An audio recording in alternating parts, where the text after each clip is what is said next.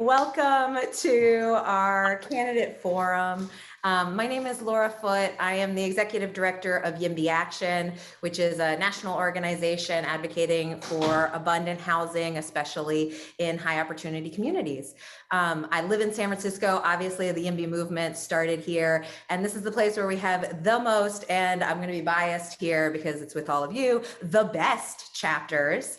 So I want to give shout outs to San Francisco YIMBY, Urban Environmentalists, Streets for People, Northern Neighbors, Progress Noe Valley, Grow the Richmond. We have a bunch of great local neighborhood chapters as well as interest groups who, for just so people get a little bit of our process, we have helped create a candidate questionnaire that the candidates have generously filled out and told us a lot of their housing opinions. Today, we're having a candidate forum where we get to dig in a little bit deeper.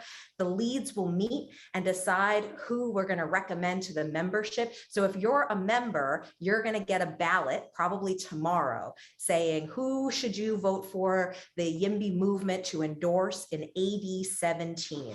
So keep an eye out for that ballot. If you aren't a member, we definitely encourage you to become a member. But I'm going to hand it over to our amazing moderator, local board member, Brandon Powell. Thank you so much, Brandon, for agreeing to wrangle all of these cats. Thank you, Laura, and thank you to all the candidates for joining us today, as well as the YIMBY members and interested parties. We're going to start off with each candidate giving an opening statement, which will be about 2 minutes per candidate, and then we'll go into a debate section. It's about half an hour. There'll be a total of 8 questions, 2 to each of the candidates. We have the first question coming from a special guest. During this debate section, each candidate will have 1 opportunity to rebut. That can be a rebuttal to any of the other candidates' questions, but they will have the 1 opportunity to rebut, and once they use it, it's gone. After that, we'll have a 10 to 15 minute quickfire session where we'll ask some questions with basically 1 or 2 sentence responses expected from each of the candidates. And then we'll finish up with a closing statement from each candidate that will be about a minute long. Everybody good with that? Great. Okay, so let's go ahead and start off. We're actually a little bit ahead of schedule. That's fantastic. We'll get the opening statements and we'll start with Thea.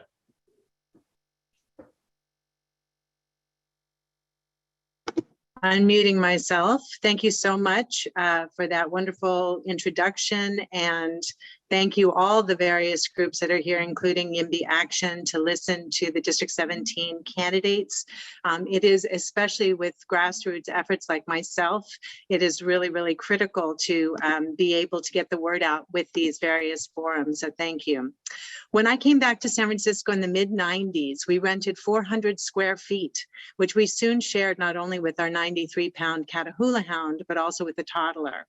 We needed a larger apartment, and rentals were more expensive, believe it or not, than buying. So we bought in 1999. The year, I say, was the last year an ordinary person could afford to buy in San Francisco. Fast forward to today, that toddler is 24 years old and works in the tech industry. There's no affordable place for him in this city, not to rent, not to buy, not to start that second generation San Francisco family. When our homeless have no place to go, when our youth can't come back to the city because rent is too high, when our City College veterans live in their cars to save on housing, when seniors are terrified of being evicted, there is no doubt that San Francisco and California have a serious housing crisis. I'm running in District 17 because I know that it's going to take all of us getting to yes on housing, among other issues, to surmount this challenge. We will have to work together, as I did in the Lower Haight, creating the Lower Haight Merchant and Neighbor Association to make a safe, thriving, and inclusive Lower Haight after a double homicide on my block, as we have at City College for the last 7 years, making hard but necessary decisions to balance our budget and to keep this critical institution alive and thriving, as I have with my small business business over the last 20 years in good times and in bad. And as I have as a mother, I'm the only parent in the race to raise my children in the city and to fight for the next generation being able to live in San Francisco as well. YIMBY and the other housing advocacy orgs have worked to change the direction of the housing conversation, to wrest it away from the people I call the I got mines, to make housing something we can all afford. I'd be honored with your endorsement. Thank you, Thea. Next, we'll have Bilal. Thank you, everyone. Excited to be here. For those who don't know me, my name is Bilal Mahmoud. I'm a neuroscientist, a civil servant, and an entrepreneur. And most importantly, I am a YIMBY. I'm running for state assembly because I want to be proud of that term, and I feel San Francisco should be too. And we need to return San Francisco to be a beacon of hope for the middle class, for immigrants, for youth, anyone seeking to live here and who already lives here. We can only do this, though, by building both market rate and affordable housing. And I know this because I am the child of immigrants. It wasn't until my parents settled in the Bay Area that we finally had stable housing, the stability that could ensure that we could finally break into the middle class. But as so many of us know, that dream of the middle class is diminishing. Housing costs are up, the number of unhoused has increased, inequality is reaching a tipping point, and most importantly, we only have 5 to 8 years left to address these challenges because the crises of climate change is going to be a powder keg on these moments. San Francisco was the birthplace of the YIMBY movement, and we know housing is the solution. But while our state has progressed on our cause, our city has regressed. Our Board of Supervisors has been consistently NIMBY. We need someone with the conviction of Senator Scott Wiener, but also the private sector experience of David Chiu. I'm trained as a neuroscientist and an economist from Stanford. I've worked in the Obama administration as a policy analyst. And I've built companies that democratize access to technology to thousands. I've supported YIMBY consistently. Our opponents have rejected SB 35, SB 50, never endorsed housing champions in the past like Senator Scott Wiener. We need leaders who are consistently pro-housing because we are running out of time to play politics as usual. It is this conviction that has helped our campaign take off. We are the underdogs in this race, but we have raised hundreds of thousands from individual donors, mobilized volunteers, shifted polling by double digits while our opponents have remained flat over the last 2 months. I'm excited to share our vision for housing in California as a YIMBY champion over the next decade with you. I'm excited for this debate as well. Thank you. Thank you, Bilal. David. Thank you, Brandon. It's good to see you. And thank you again to YIMBY Action for hosting this forum. I'm proud to be here today to share with you my vision for how to represent this district in the state of California. And I do want to share with you my vision for California and San Francisco. I see a society where we stop talking about poverty and actually start ending poverty, starting with a true living wage. I see a society where homelessness or housing is not left to the generosity of individual cities, but is approached, especially homelessness, as a humanitarian challenge that requires action by the state. I see a society where we don't abandon neighborhoods or communities. Quite frankly, a society where the tragedy that we're seeing unfold in the Tenderloin would not be happening, would be unthinkable. Where Black and brown people are not asked to do the work of being on the front lines of a pandemic, only to be left to die from COVID at dramatically higher numbers. A society where everyone has affordable healthcare, where everyone has access to mental health care, and where everyone can find effective drug and alcohol treatment when they actually need it. I see a society where we create middle-class jobs today by investing in the affordable and green energy that will save our planet. A society we don't confuse luxury housing with affordable housing. A society where we end hunger, and we do so today. A state where we grow our economy quickly and share our prosperity fairly. I see a society where we choose our leaders, not the giant corporations or billionaires. That's why I'm proud to be running a corporate-free campaign. And I see a government that actually represents the diversity of San Francisco, which is why I'm trying to be the first Latino ever elected to represent San Francisco in the state legislature. I hope you join us. I want to be a voice for you, not the big developers or corporate players. I want to be a voice for all San Franciscans. Join us at compostforus.com. Thank you. Thank you, David. And Matt, finally to you. Thank you, and thank you, YIMBY Action, and to all of the folks who are here with us today. It's great to see you all. I was born and raised in the Bay Area, raised by a single mom. We moved 12 times by the time I turned 15, often because of issues related to housing instability. I'm a renter now, and I would be one of just 3 renters out of 120 in the state legislature. I've spent my entire career, 15 years, fighting for social change, fighting for renters, of fighting for students, of fighting to make sure we reform our broken criminal justice system and have systems that actually work for people.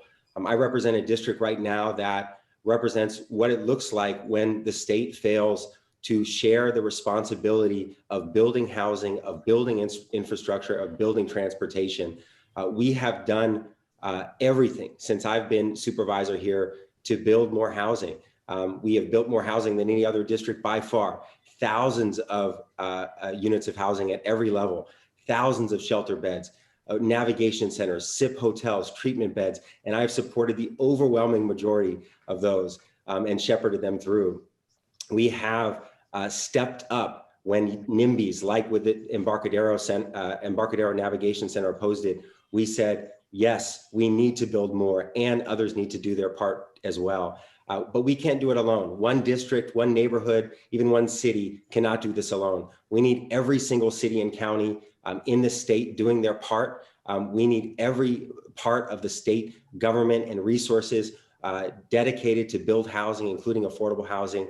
I've been in the trenches here and I've got things done. It's one thing to talk about it. It's quite another thing to actually deliver. I am running as an unapologetic pro-housing candidate. And I have a track record to back that up. You can look at the numbers. We've built housing and I've supported it. And I'm very proud to have the support of the chair of the Housing Committee, Buffy Wicks, who knows that I'm the strongest pro-housing candidate in this race.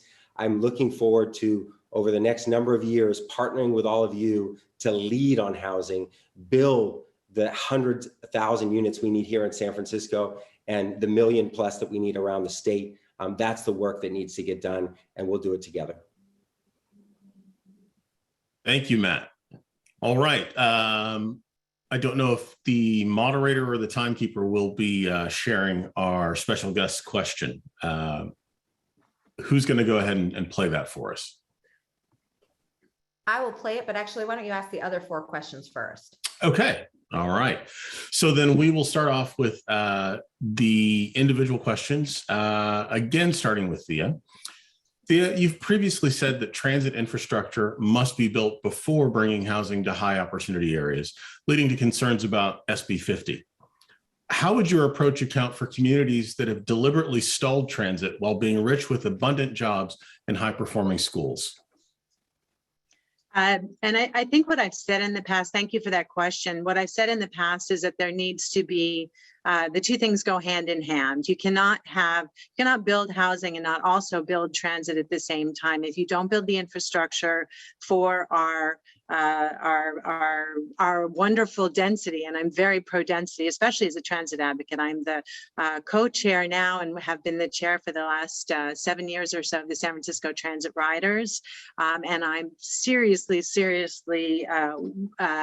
interested in increasing our ability to have more density and more transportation. What I would say to people who are concerned about, who are using, I don't know that there are a lot of people who are using transit to stop housing, but what I would say is what I said at my beginning, which is we need to get to yes on all of these things. These 2 things go together. Transit and housing are not 2 separate things. They are the same, especially if you care about climate change.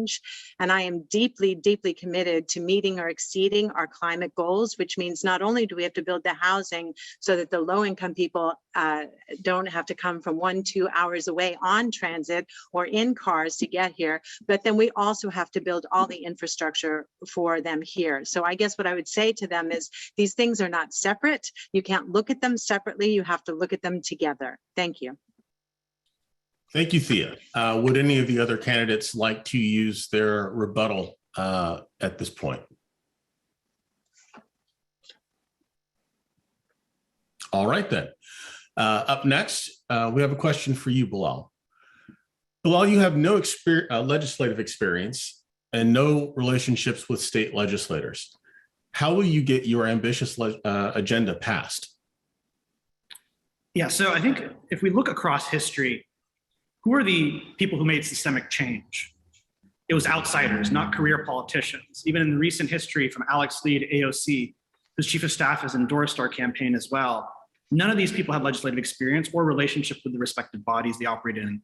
My career has been built on being an outsider and entering into a new discipline and building the necessary coalitions in a very short period of time to achieve the outcomes that were necessary. As a college student, even 10 years ago, I started a nonprofit and within a year built partnerships with international microlending organizations like the Grameen Bank and Kiva to help close to 1,000 small businesses within a couple of years. I'm the only candidate in this race who's worked at the national level in President Obama's administration, where we entered government and in 6 months built a task force across Treasury, SBA, White House OSTP to draft proposals that were incorporated into the Jobs Act in the subsequent year. It's these experiences and relationships across industry and government that I will leverage to get my agenda passed, because modular housing, climate tech, affordable housing, these are science and technology and policy problems. I've gotten them done over 10 years in the nonprofit, private, and federal level, and I'll get it done again in the state. Thank you, Bilal. Would any of the other candidates like to use their rebuttal? All right, then. Up next, David, you stated that you believe California needs to build more market rate housing in high opportunity areas. However, wealthy communities across the state have co-opted the language of anti-gentrification and environmentalism to restrict market rate housing in high opportunity areas. What measures would you take to ensure that these communities accept their fair share of market rate housing? Thank you for the question. I think that the reason that pro-housing legislators like State Senate Pro Tem Tony Atkins and Assembly Member Phil Ting, the other San Francisco Assembly person, are supporting me, it's because they know that I will be an advocate for more housing. And I do think that it makes sense for wealthier communities throughout the state to build more of that housing. As a member of the Metropolitan Transportation Commission, I supported efforts to push more housing in those communities. But I want to go back to what I have said and will continue to say throughout this campaign. The great need in California right now and in San Francisco is to build more affordable housing. And that requires an intervention by the state of California. The market is not going to build that on its own.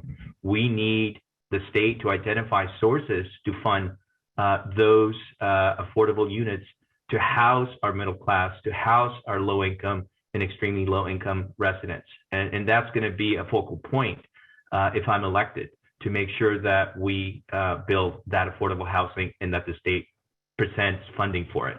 Thank you. Thank you, David. Would any of the other candidates like to use their rebuttal at this point? All right, not very contentious today.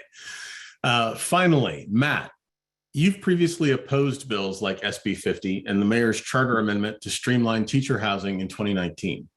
More recently, you've supported legalizing fourplexes, but opposed projects like 450 O'Farrell and voted to delay the acquisition of a 250-person shelter at 7-Eleven Post. With this mixed record on housing, how can pro-housing voters have confidence that you will be a strong advocate for housing in the Assembly? Thank you for the question. It's not a mixed record. I have helped to build thousands of units in my district. If you could compare it to any other supervisor, it's not even close.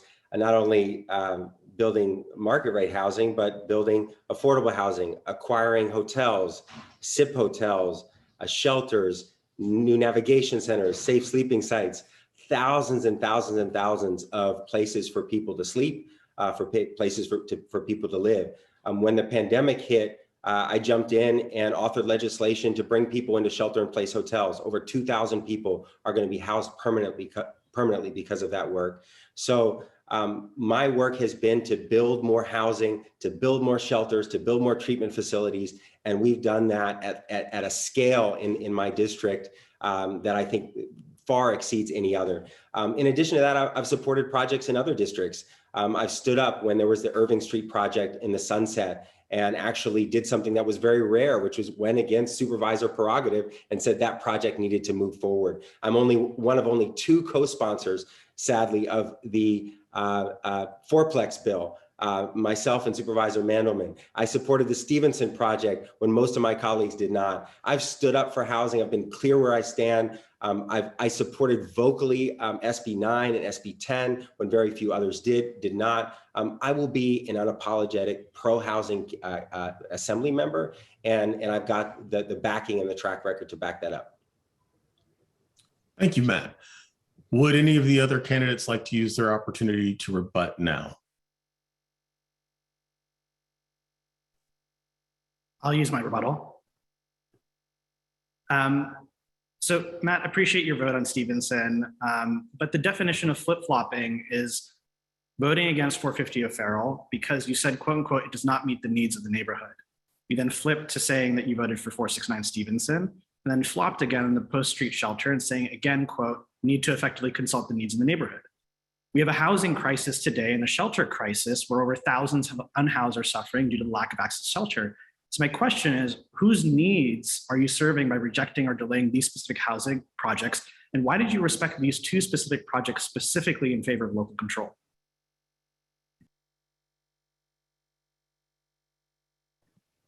Do I get the opportunity to respond, or how does this work? Go for it. 1 minute to respond. Great.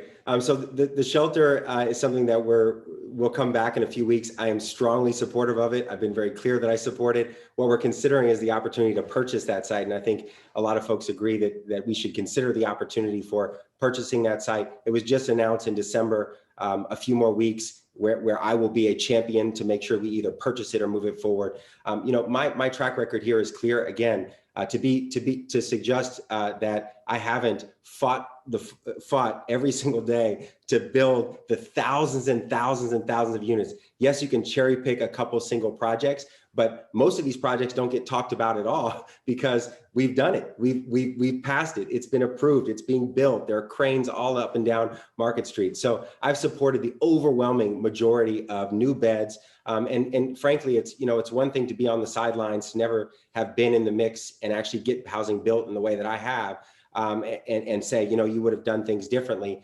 We've moved things forward, made tremendous progress in building housing. The challenge is that other folks need to do their part as well. That's what I'm fighting for. And we can't just build housing in District 6, which is what we're doing. We have to build it throughout the entire city and entire state.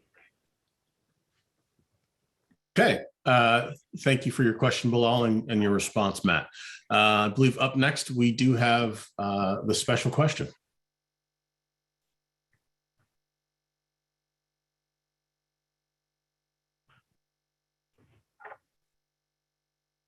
All right, from State Senator Scott Wiener, avid YIMBY. Hi, everyone. It's Scott. I hope you're doing well, and I hope you're having a great debate. So I am thrilled that housing has been such a central part of this assembly race. And I really look forward to working with one of you in Sacramento to move forward good housing policy.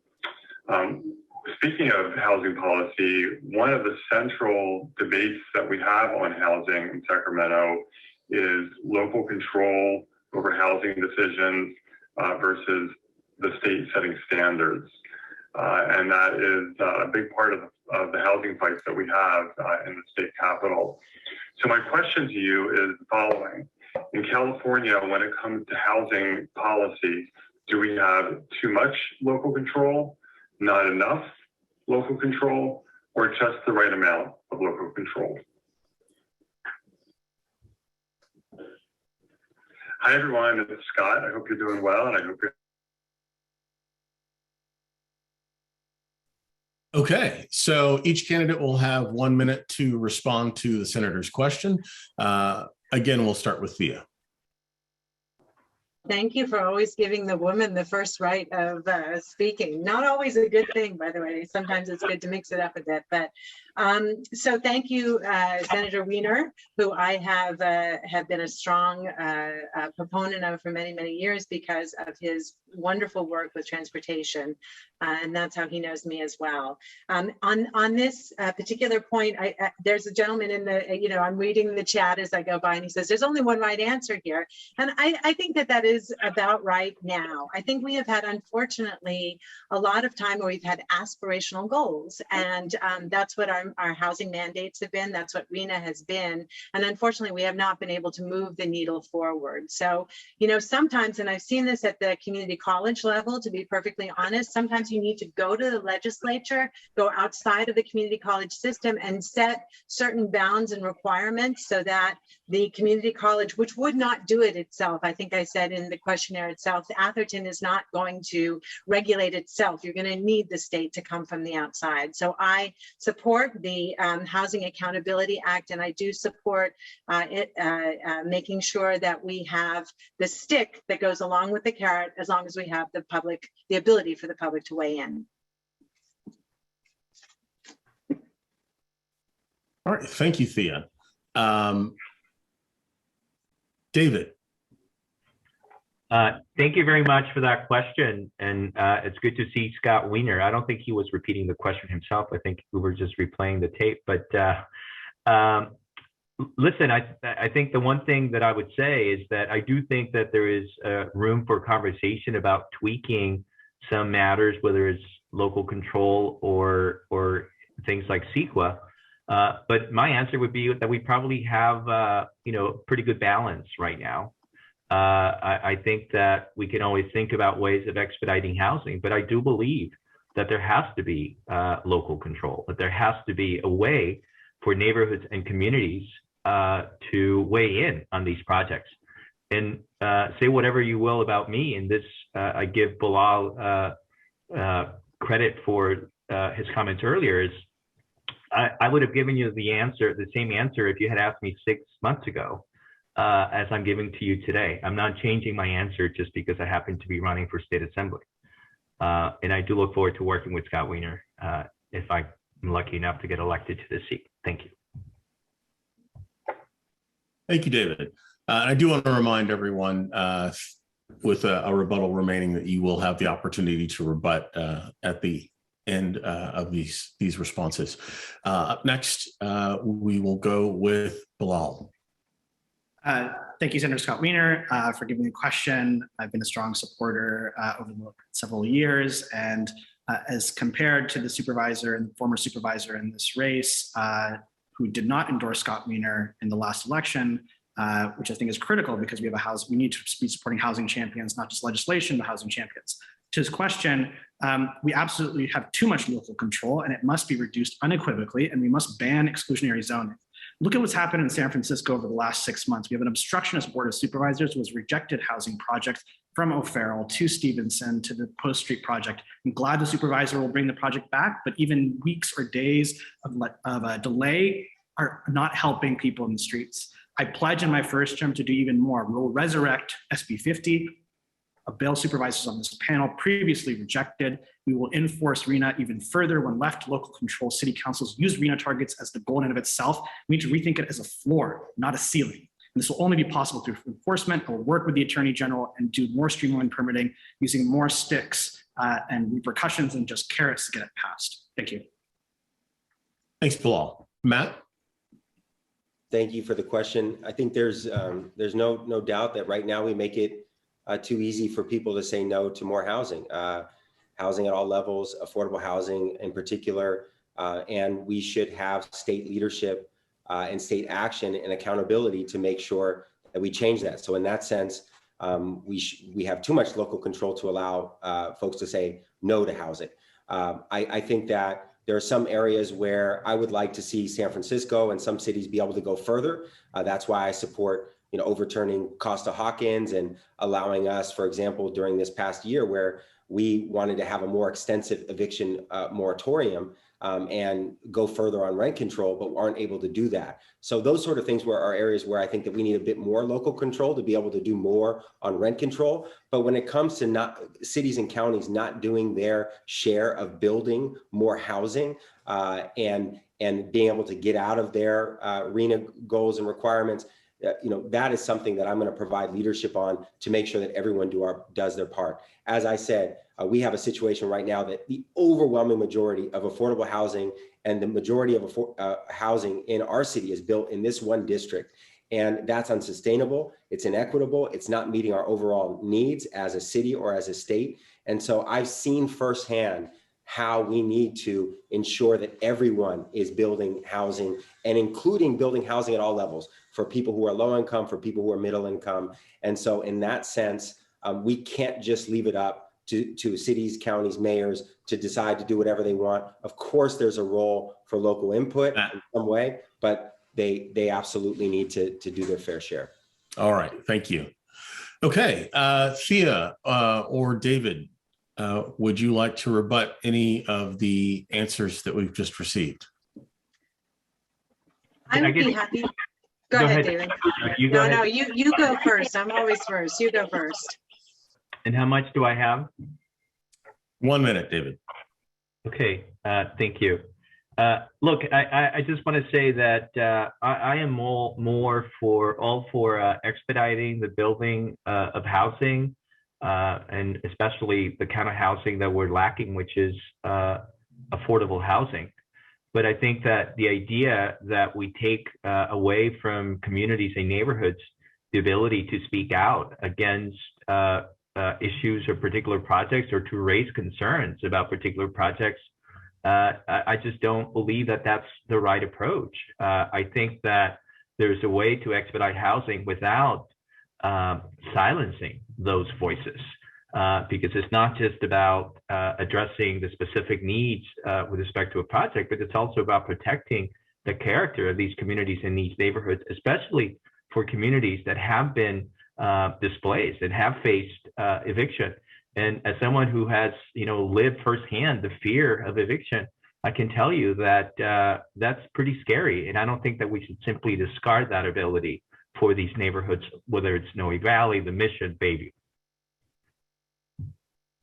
Thank you, David. Thea? Yeah, so I'd like to speak a little bit to SB 50, which I am on record as not being for when it came out. And I'll tell you some of the reasons for that, because I like this group in particular. I know YIMBY Action fought really hard for SB 50. And one of the reasons was the amount of affordable housing that if you have 10 units, something like, less than 10 units, something like 10% needed to go to affordable. And I just feel at this day and age, we really need to be pushing to get more affordable housing. We have a lot of market rate, but we do not have enough affordable housing in the city. And by affordable, I have, again, it's in my brief, but I have a colleague who will be able to make something like $150,000 in a few years and be able to be in affordable housing. So that's higher than I make. It's more than I make. So affordable has a very broad range. We have a lot of people who are simply not able to stay here. So that's the first thing, more affordable. And the second is I did want a nexus with transit, and I discussed that extensively with Scott. I felt that if we're going to be really changing the way that we're working here, that it's worth it for us to also bring in transit. And we agreed to disagree. Thank you, Thea. And I believe technically, Matt, you've got about 30 seconds left if you'd like to use it. Okay. Fine. Did you want to use the last 30 seconds, Matt? Just to, I think I'm on this particular question, or yeah, I'm okay. Yeah, I mean, I think that one of the issues that we have is for sure on affordable housing. There are places that just aren't doing anything at all, and that's something that we can't allow as a state, but also that there are some cities and communities that aren't willing to build any type of housing. And that is something that really requires state leadership. It's something I take very seriously. And again, from my perspective here, I see how the approach that we're taking right now that doesn't have everyone doing their fair share, doesn't have everyone stepping up, doesn't have everyone meeting the needs of our growth, creates huge challenges. And we're creating a lot more jobs than we are housing, and that needs to change. Okay, thank you, Matt. And thank you to the rest of the candidates. At this point, we'll move into the quickfire portion of this forum. A reminder that the format here is we'll ask a question and we'd like each candidate to give us a 1 or 2 sentence response. There will be no rebuttals here. And we'll move pretty quickly through these. And I wanted to acknowledge Thea's point about starting first. So I'll be rotating through on each question with a new person being the first to answer. And Brandon, sorry, I just want to add, as timekeeper, we're a little bit ahead of schedule, which is great. You guys have been very efficient. So these are quick fire questions, but I will not knock you down if you have 3 sentences rather than 2. So feel free to go a little bit longer in our quick fire if you feel like you'd like to add some nuance. All right, it'll be the quickish fire. Okay, so the first question, do you support the YIMBY Our Neighborhood Voices ballot measure, which would strip the state assembly of the ability to make land use decisions that conflict with those made by cities, which affordable housing advocates have said would be a major setback for affordable housing across the state, instituting an extreme local control regime? We'll start with Bilal. Absolutely not.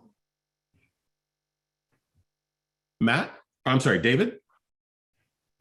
You know, I have questions and concerns about that measure, but I haven't read the actual proposal, so I'm not at a point where I can take a decision right now. Thank you. Matt? No. And Thea? I would not support that. And I would just add, since we have a couple of sentences, that I think that the reason things haven't moved forward in the past is partially because the Assembly and the Senate were more hands-off. So I think we need to be more hands-on. We need to get housing across California built. Thank you. All right, our next question. Does building more market rate housing reduce or increase the cost of housing in a city? We'll start with David here. I don't believe so. I don't think that the studies that have looked at this issue have shown that simply building more market rate housing will trickle down to reduce the cost of housing. If that experiment had worked, we would have seen it in San Francisco, where we have more than met our RENA targets for market rate housing, and yet the cost of housing has gone up. I think the key to build more affordable housing, to reduce the cost of housing, is to build affordable housing. I don't believe in supply side economics. And while I believe that we do need to build more housing across the board, I think that the key to keep the cost of housing low is to build housing that is affordable for all San Franciscans, middle income, low income, and extremely low income.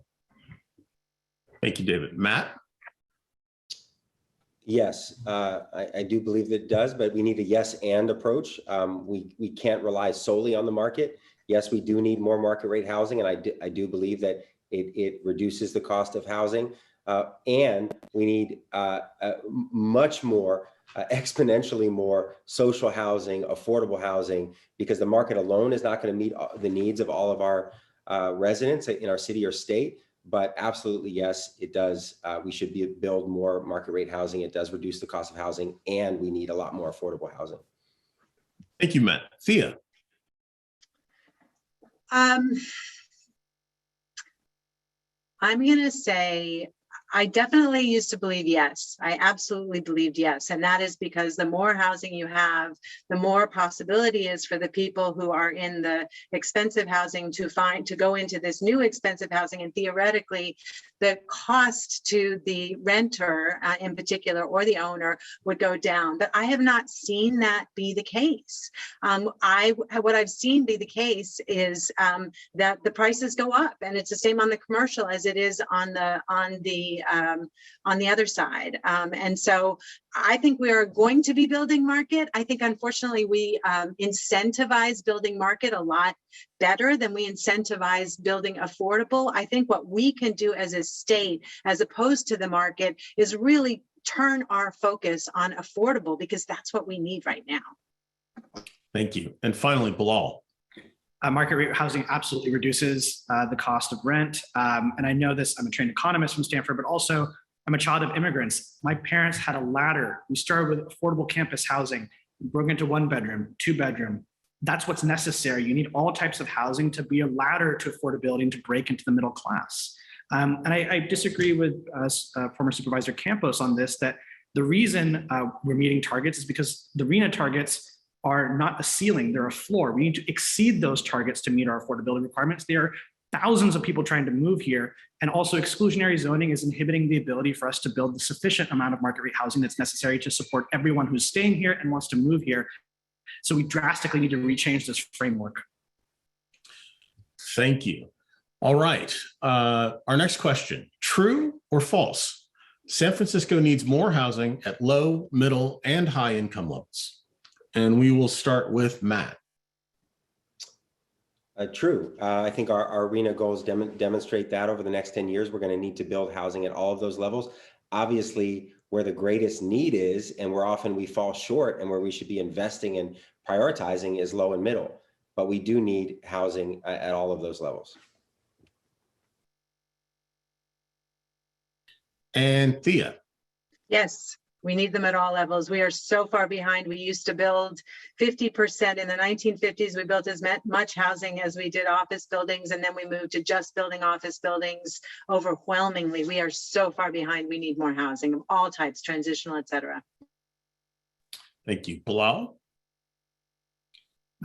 True. All types of housing need to be built. And David? I do think that we need to build all kinds of housing, and I do think that that applies to market rate, middle income, and low income. But I especially think that we need to build more affordable housing. Someone in the chat said, you know, we need a legislator who listens to economists. There's nothing wrong with that, but I think you also have to listen to real people who are living in these neighborhoods and who are, you know, facing fear of displacement and eviction. So I think that, again, we need to focus on building more affordable housing. That's what we need right now. All right, thank you.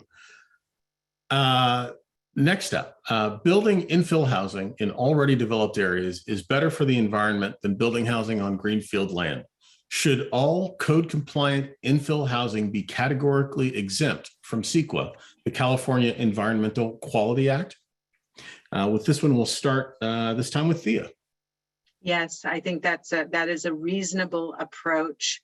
Infill, I think, is the question, the definition of infill. Different people have different definitions of infill. Certainly for San Francisco, I think that is a completely reasonable approach. CEQA is great for other things, but it's mostly used on housing to stop it, and it's mostly used to stop multifamily from being built. And we need that. We need units that multiple people can go into. Thank you. Bilal. Yes, it should be exempt from CEQA, but we can go further. Let's exempt homeless shelters. Let's exempt subsidized affordable housing. Let's exempt market rate housing to all be permitted by right and exempt from CEQA and environmental reviews. David? I would have to know more about what you mean by the kind of housing that would be exempt. I think that we should expedite housing production. But I would have to know more before saying that should be a categorical exemption from CEQA. I think that it's a balance. It's a balance that takes into account the environmental impacts of projects, but also promotes the production of more housing. So I would have to know more. And Matt. So I definitely support exemptions for affordable housing, for homeless shelters. I actually was brought forward one of the actual few attempts at changing CEQA exemptions here as it relates to public transportation projects. it sounds like something I likely would support, but I agree. It would be a question of how we are defining infill housing, of which we need a lot more of, and we need to streamline.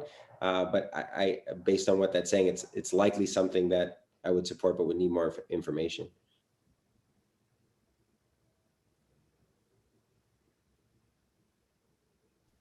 Sorry, trying to move back and forth between the chat window and my mute and unmute to spare you guys all the background noise. Okay. Would you rather maximize the percentage of affordable homes or the total number of affordable homes? For example, would you choose a 100% affordable project, but with only 10 affordable homes with no market rate housing, or a 20% affordable project with 80 market homes, but twice as many affordable homes? For this one, we will start with Bilal. I would maximize the total number, because as we saw with the 450 Avero project, where Supervisor Haney rejected it based on the percentage, we could have got 40 affordable homes, but he said it needed to be at 25% and not 13% at the original level. So we absolutely should be doing by the total number based on outcomes, not based on frameworks. David. I don't think it's as simple as that. I think that the answer is probably somewhere in the middle. I think that you have to build more housing as a goal. But I do think that the priority at this point, given where we are in San Francisco, should be affordable housing. The reality is that we have middle class, working people, heck, even upper middle class people that are struggling to afford to live in San Francisco because not enough housing that's affordable to them is being built. And I think that should be the priority. But I respectfully don't think that the two scenarios truly capture what should be done with respect to this issue. Matt. I think the percentage does matter because it relates to feasibility and what is possible and what we know. If there's a proposal of what they can do in terms of affordability, if they're doing just a couple percentages, that's not at the standard we'd expect from a project in terms of what it can provide. With that said, the goal is total number of units, of course. So if given a choice, I would lean towards and choose the total number of units. But ultimately, the percentage is not meaningless. It does matter in terms of what we should be providing in projects in our city. And finally, Thea. Yes, I have seen my city, unfortunately, over and over again, say no to housing because of the percentage. And I am very proud that at City College, I have negotiated a 50% affordability on 2 projects with over 1,000 units, 33 Goff and Balboa Reservoir. We have an MOU with the city on that one. So I think that there are ways to get high affordability, obviously, especially with city land as opposed to private land. I think the total number of units is really the critical. And we do have bare minimums that you have to hit. I would like those bare minimums to be able to go up. And I think we need to incentivize affordable housing production in order for those levels to go up. Thank you. All right. Would you support legislation at the state level to allow cities to charge market rate for residential street parking? David first. I would have to learn more about that. I mean, I do think that we need to do everything we can to promote people getting out of their car and promote the use of public transit. I think that before we go down that path of actually, charging, I think that we need to make sure that we make public transit more accessible and affordable. And so I would, in theory, be open to that idea. But I also know that there are many working people and middle-class people who are struggling in San Francisco right now. And I think that we owe it to them to improve our public transit system. And that's what I have tried to do as a member of the Metropolitan Transportation Commission. And that's going to be a top priority for me as a legislator, to make sure that we make a public transit easier, but to afford by making it free. I think it could be and should be free in places like San Francisco. But I think that should be a focus before we go down that path. Thank you. Matt? Well, I think one of the things that we could do to fund public transit is to actually have people pay more for the costs of the space that they often get at a hugely subsidized rate to park in our city. This is an area where I think the state totally oversteps in preventing us from being able to charge the market rate or a higher rate for public space. If we're going to subsidize something, yes, let's subsidize public transit. Let's use the money there. Let's not subsidize something that we know is unfortunately contributing to emissions and other issues in our city and state. People want to drive. I understand they have to drive, but we shouldn't subsidize it. Thank you. Thea? Thank you. Yeah, you can imagine we've thought about this a lot over at the San Francisco Transit Riders, and honestly, we need abundant, affordable, accessible public transportation, especially for low-income people who have to have a car to get around, to do their job, to, you know, if it takes an hour and a half to get somewhere on the T, then, you know, we're going to need to continue to balance those two. Having said that, of course, we support, and I support increasing the amount that we charge for parking, but we need to really focus on getting funding, which I'm doing. I've got $100 billion progressive revenue measure regional to increase our public transportation so that we can get people to switch. Because if they have nothing to switch to, then it doesn't help to essentially ding, especially the poorest among us with the worst public transportation. Thank you. And Bilal? Yes, unequivocally, we should be charging market rate for residential parking. And the reason is we need to incentivize our cities to be transformed to be completely car-free over the next 10 to 20 years. There's other things we can do to do that, incentivizing automated speed enforcement like AB 550 that David Chiu sponsored, AB 629 for seamless transit infrastructure projects. These are the types of legislation we need to enact, not just market rate charging, and then being able to then use that funding to subsidize public transit.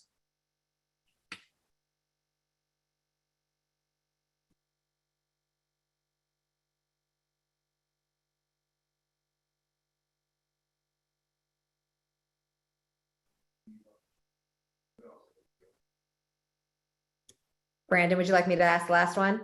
I think you're muted. All right. Sorry about that. Yeah, I was muted. Go for it, Laura. All right, great. So last one is, we support everyone who works to get more housing built, whatever you call yourself. But we do encourage you to pander to our audience. Do you identify as a YIMBY? Thea?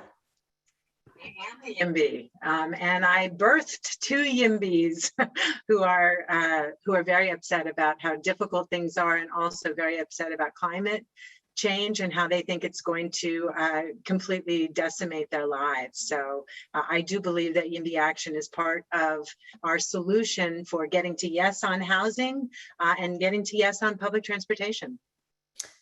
David? I do appreciate what the YIMBY movement and YIMBY Action have done for the housing debate. I am not a YIMBY, but the fact that I'm not a YIMBY also does not make me a NIMBY, contrary to what people are saying. The reality is that I want to be a partner in building more housing across the board, but I do believe that there should be a priority given to affordable housing, and that as we build more housing, including market rate housing, that we do have to take into account the voices of these communities throughout San Francisco and throughout the state of California. I have supported bills like SB 9 and SB 10, but I think that the focus in Sacramento should be right now identifying funding so that more affordable housing can be built throughout California. Bilal? Unequivocally, yes. And finally, Matt.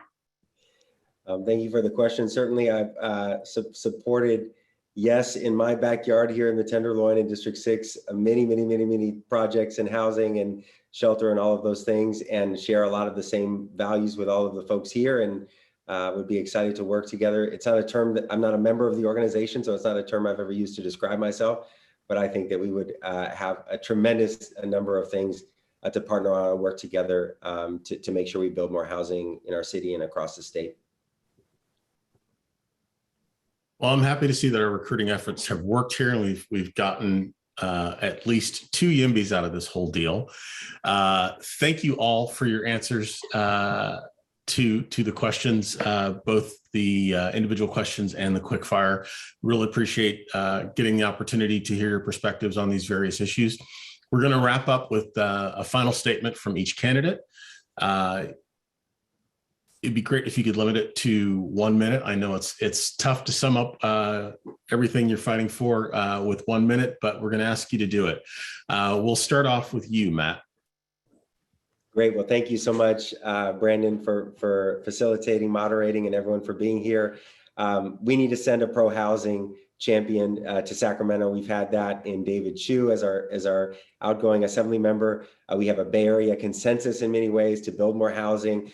We have to do a lot more on affordable housing, on social housing, on making sure that we legalize housing and affordable housing everywhere. I am willing to take that fight on. I have firsthand experience in getting housing built. I'm a renter. I know what it also looks like when we're not having everyone do their share. And I bring that experience forward to Sacramento. I will be a close partner with all of you here. And I've done the work. I've been in the trenches. You know, honestly, it's one thing to be on the outside and say you would have done all certain things or you would have voted certain ways and all of that when you haven't been in the mix. I've been there, and the numbers speak for themselves in terms of voting for and building housing in my district and beyond. I will bring that fight to Sacramento, and I would be very honored to have your vote and your support.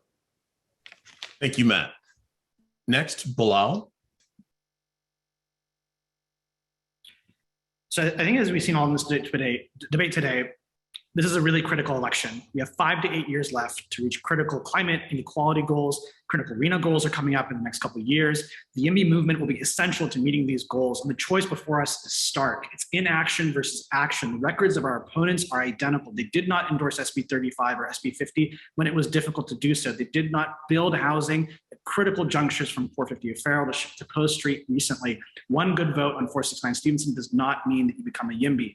Obstructionist and ineffective policy have the exact same result, which is no result. This is a choice between the status quo and change.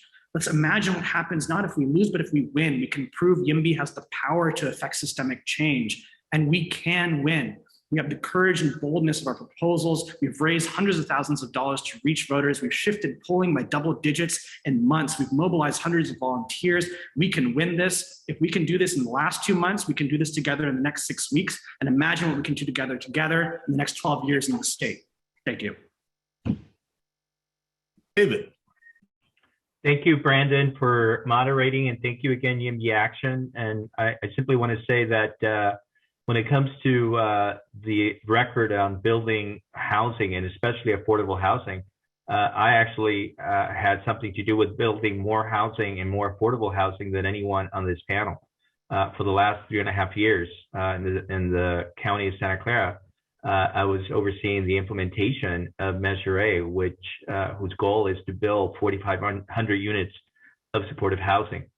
I do want to be a partner with YIMBY Action. If elected to the State Assembly, I will continue to support efforts like SB 9 and SB 10 to expedite the building of more housing.